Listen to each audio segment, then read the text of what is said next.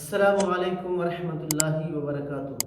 محترم ناظرین، اللہ کی ذات سے امید ہے کہ آپ سب بخیر و عافیت ہوں گے۔ آج میں آپ سبوں کو تقوی اور طہارت اور پرہیزگاری اور دیانتداری کا ایک واقعہ سناتا ہوں، جو بڑا انوکھا واقعہ۔ ایک شخص تھے جس کا نام تھا مبارک۔ وہ کسی شخص کے باغ کی دیکھ بھالی کیا کرتا تھا، یعنی وہاں کا واچ مین جسے کہتے ہیں، نگہبان تھا۔ عربی میں اسے حاجم کہا جاتا ہے، دربان جسے کہا جاتا ہے۔ وہ پورے باغ کو دیکھا بھالا کرتا تھا، دیکھ ریکھ کرتا تھا۔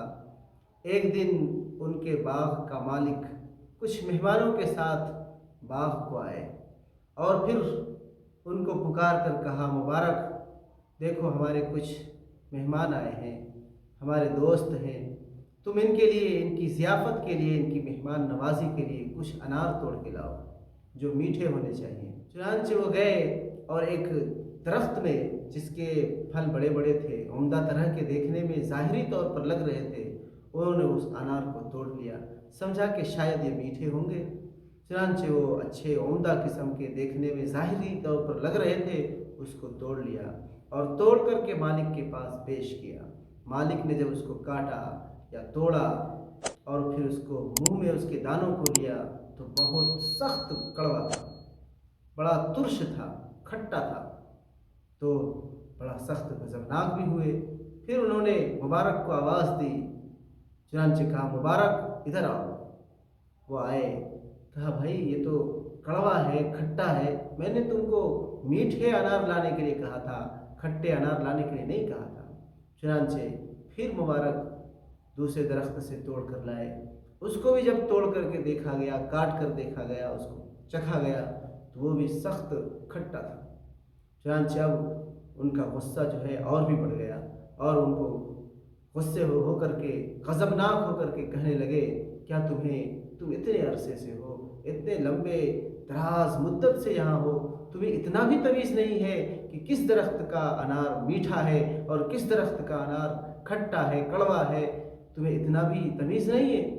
انہوں نے، مبارک نے جواب دیا، ہاں حضور، ہاں آقا، ہاں مالک، مجھے پتہ نہیں ہے، معلوم نہیں ہے کہ کون سا انار میٹھا ہے اور کون سا انار کھٹا ہے۔ تو پھر مالک بڑے حیران ہوئے، ششدر ہوئے، پھر پوچھنے لگے، کیوں، تمہیں معلوم کیوں نہیں ہے؟ کہا، آج تک ہم نے کسی پھل کو، کسی انار کو کھایا ہی نہیں، کھانا تو دور کی بات، ہم نے چکھا ہی نہیں۔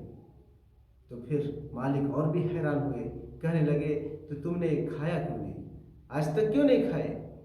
تو مبارک کہنے لگے کہ دیکھو مالک، آپ نے مجھے اس باغ کی رکھوالی کرنے کا حکم دیا تھا اور یہ کام انجام دینے کو میرے سپرد کیا تھا، تو میں رکھوالی کرتا تھا، آپ نے اس کی اجازت نہیں دی تھی کہ آپ اس کے پھل کو بھی کھانا، لہٰذا آج تک میں نے کسی بھی انار کو کھایا نہیں، اس لیے مجھے معلوم بھی نہیں کہ کون سا انار میٹھا ہے اور کون سا انار کھٹا ہے، کون سے درخت میں میٹھے انار آتے ہیں، کون سے درخت میں کھٹے انار آتے ہیں، مجھے اس کا اندازہ نہیں۔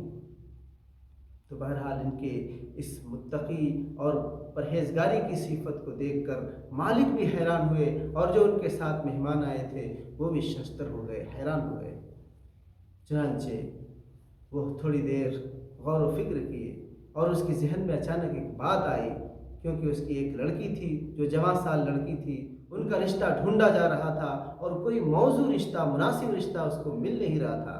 تو ان کے ذہن میں یکا یک اچانک یہ بات آئی کہ اس لڑکے سے زیادہ بہتر کوئی ہماری بیٹی کے لیے رشتہ نہیں ہو سکتا۔ اتنا متقی، اتنا پرہیزگار کہ وہ کئی برسوں سے یہاں ہے، اتنی مدت سے ہے، اتنے عرصے سے ہے، لیکن ان کی تقویٰ دیکھیے، ان کا تقویٰ دیکھیے کہ آج تک ایک انار کو چکھا تک نہیں۔ اس سے متقی اور پرہیزگار لڑکا ہمیں چراغ لے کے بھی ڈھونڈے تو نہیں مل سکتا۔ چنانچہ انہوں نے مبارک سے کہا کہ اگر تمہیں میں اپنا داماد بنا لوں تو تمہارا کیا خیال ہے؟ تو انہوں نے کہا کہ دیکھیے، یہودی لوگ جب شادی کرتے ہیں تو دیکھتے ہیں مالداری کو، یعنی لڑکی کے اندر مالداری کو دیکھتے ہیں، اور عیسائی جب شادی کرتے ہیں تو وہ خوبصورتی کو دیکھتے ہیں کہ لڑکی کتنی حسین و جمیل ہے، خوبصورت ہے۔ لیکن امت محمدیہ صلی اللہ علیہ وسلم تقویٰ کو دیکھتے ہیں، طہارت کو دیکھتے ہیں، دینداری کو دیکھتے ہیں اور اس کی بنیاد پر شادی کرتے ہیں۔ جب ان کی یہ بات آقا نے سنی تو اور بھی حیران ہو گئے۔ چنانچہ وہ گھر آئے۔ گھر آنے کے بعد اپنی بیوی سے، اپنی اہلیہ سے، اپنی زوجہ سے مشورہ کیا کہ اس صفت کا، میرے باغ کا پہرے دار، رکھوالا اور محافظ ہے، نگہبان ہے، کہ اتنا بڑا متقی اور پرہیزگار ہے کہ جب سے میں اس کو باغ میں رکھا ہوں اس ذمہ داری پر، تو آج تک انہوں نے ایک انار کو چکھا تک نہیں۔ جب میں ان سے انار منگوایا کہ لاؤ توڑ کر کے، تو انہوں 2 مرتبہ انار لائے، لیکن وہ کھٹے انار تھے۔ میں نے ان سے پوچھا کہ تمہیں کھٹے اور میٹھے کی تمیز نہیں ہے؟ تو انہوں نے کہا میں نے آج تک چکھا بھی نہیں ہوں انار کو، تو مجھے معلوم کیا کہ کون سا کھٹا ہے کون سا میٹھا ہے۔ لہٰذا ہماری لڑکی کے لیے اس سے موزوں اور اس سے بہتر کوئی رشتہ نہیں ہو سکتا۔ بیوی نے بھی کہا ہاں بہت موزوں ہے، بہت مناسب ہے اور بہترین رشتہ ہے۔ لہٰذا انہوں نے اپنی اس دختر کی، اپنی بیٹی کی شادی مبارک سے کر دی۔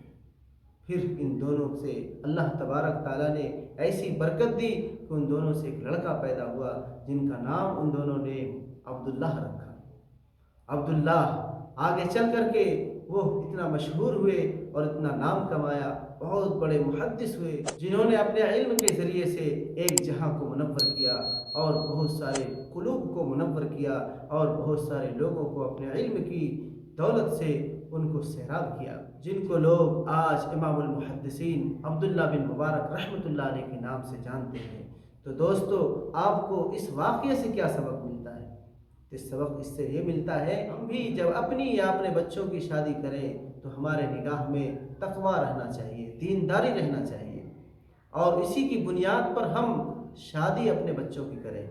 آج اس کے برعکس دیکھتے ہیں ہم کہ آج لڑکوں میں یا لڑکیوں کے دیکھنے میں ہر چیز کو دیکھا جاتا ہے، لڑکوں کے اندر بھی دیکھا جاتا ہے، لڑکیوں کے اندر بھی دیکھا جاتا ہے، خاص کر کے لڑکیوں کے اندر تو ان کے سر کے بال سے لے کر پیر کی انگلیوں تک دیکھتے ہیں، ناخنوں کو بھی دیکھتے ہیں کس طرح سے ناخن ہیں، بال کتنے بڑے ہیں، اور پھر چلا کر کے، پھرا کر کے، اور پھر بلا کر کے ہر چیز کو دیکھتے ہیں، جانچتے ہیں، پھر اس کے بعد اس کو منتخب کرتے ہیں، پسند کرتے ہیں، اور پھر شادی طے ہوتی ہے۔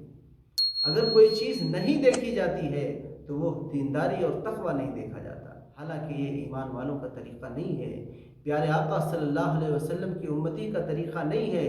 پیارے آقا صلی اللہ علیہ وسلم نے تو یوں فرمایا فَاظْفَرْ بِذَاتِ الدِّین، کہ تم دین والوں کو ترجیح دو۔ تو یہ ایسی مظلوم صفت ہو گئی کہ ساری صفتوں کی طرف دیکھتے ہیں، خوبصورتی کی طرف دیکھتے ہیں، مالداری کی طرف دیکھتے ہیں، حسب نسب کی طرف دیکھتے ہیں، ان کے حسن و جمال کو دیکھا جاتا ہے۔ اگر کسی چیز کو نہیں دیکھا جاتا ہے تو وہ جو سب سے بڑی صفت ہے دینداری کو، اس کو اگنور کیا جاتا ہے، اس کی طرف خیال بھی نہیں جاتا ہے۔ کوئی یہ نہیں پوچھتے کہ تم کو نماز پڑھنے کا صحیح طریقہ آتا ہے یا نہیں آتا، تمہیں قرآن صحیح طور پر تجوید کے ساتھ پڑھنے آتا ہے یا نہیں آتا ہے، تم نماز کی پابندی کرتے ہو یا نہیں کرتے ہو، تم روزانہ قرآن کی تلاوت کرتے ہو یا نہیں کرتے ہو۔ یہ صفت کو نہیں دیکھا جاتا، بلکہ اگر دیکھا جاتا ہے تو اس کے علاوہ جو بھی صفتیں ہیں وہ سب چیزوں کو دیکھتے ہیں اور ان کی پوچھ گچھ بھی کرتے ہیں، لیکن تقویٰ اور دینداری کی طرف نہیں دیکھتے، اس کا اگنور کرتے ہیں۔ اس لیے میری التماس ہے کہ مسلمانوں پیارے آقا صلی اللہ علیہ وسلم کے فرمان کو اپنے نگاہ کے سامنے رکھو، اور شادی اگر کرنا ہے تو دینداری کو معیار بناؤ اور اسی کی بنیاد پر لڑکے اور لڑکیوں کا انتخاب کرو۔ انشاءاللہ اگر اس طرح سے انتخاب کریں گے تو اس شادی کے اندر برکت ہوگی اور آنے والی نسل ہماری متقی اور پرہیزگار ہوگی، اور اللہ تبارک تعالیٰ اس میں برکت بھی دیں گے۔ اس کے ذریعے سے ہمیں دنیا میں بھی راحت اور سکون اور قرار ملے گا، اور آخرت میں بھی اللہ تبارک تعالیٰ ہمیں سکون اور قرار نصیب فرمائیں گے، راحت و عافیت نصیب فرمائیں گے۔ اللہ تبارک تعالیٰ ہم سب کو کہنے سننے سے زیادہ ان قیمتی باتوں پر عمل کرنے کی توفیق نصیب فرمائے۔ آمین۔ السلام علیکم ورحمۃ اللہ وبرکاتہ۔